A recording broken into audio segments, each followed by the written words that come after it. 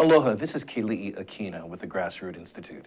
Recently, 4 Native Hawaiians and 2 non-Hawaiians filed suit in federal court to stop the Office of Hawaiian Affairs and the Native Hawaiian Roll Commission from conducting a race-based election to create a racially exclusive nation of Native Hawaiians. The suit finally gives voice to the silent majority of Native Hawaiians who have chosen not to take part in this racially divisive government-sponsored process. How do we know the majority of Native Hawaiians do not share the vision that a small group of government officials have called or crafted? The numbers speak for themselves. After spending 3 years and over $4 million to create a list of Native Hawaiians who, quote, affirm the unrelinquished sovereignty of the Native Hawaiian people, end quote, more than 84% of all Native Hawaiians remain unregistered. The Commission originally targeted more than 500,000 Native Hawaiians across the country based on U.S. Census data, which now counts 560,000. When only 40,000 signed up, the Roll Commission then dumped 87,000 names of individuals collected from other lists of Hawaiians without the consent of those individuals. Currently, the Commission reports it has certified 95,000 names on the roll. There are 3 problems the silent majority of Native Hawaiians have with OHA and the Roll Commission. First, many individuals who have discovered that their names were put on the roll without their consent are angered. One Native Hawaiian woman puts it this way, quote, "I saw my name on the list, and that's when I knew they're not totally honest," end quote. A Maui man living on Hawaiian homestead land says, quote, "When I found out that my name was on that list, it made me feel very uncomfortable in what they're doing and what they're trying to portray. When you start off doing things without people's consent, it's not right," end quote.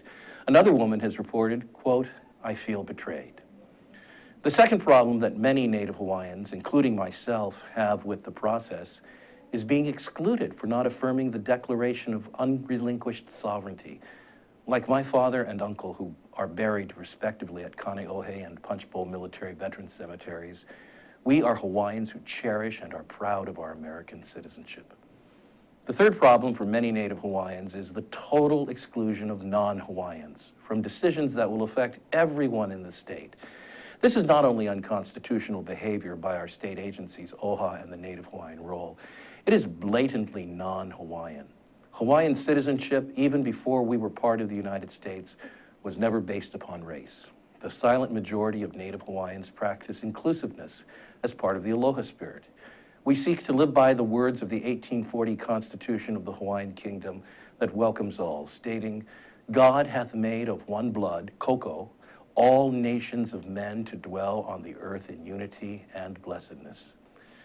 Today, there's a growing stereotype of Native Hawaiians as a monolithic group that opposes all that is American and asserts exclusive rights against the majority of others who have made Hawaii their home.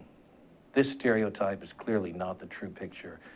The silent majority of Native Hawaiians are also of Japanese, Chinese, Caucasian, Filipino, and countless other racial backgrounds. All of us in Hawaii are the reason Martin Luther King and hundreds of marchers wore garlands of lei during the famous March in Selma. King visited our islands in 1959 and addressed both houses of our newly formed state legislature, telling them, quote, "As I think of the struggle that we are engaged in the Southland, we look to you, Hawaii, for inspiration as a noble example where you have already accomplished in the area of racial harmony and racial justice what we are struggling to accomplish in other sections of the country. The silent majority of Native Hawaiians want a future where King's dream is realized by everyone's keiki." I'm Keli'i Akina, president of the Grassroot Institute.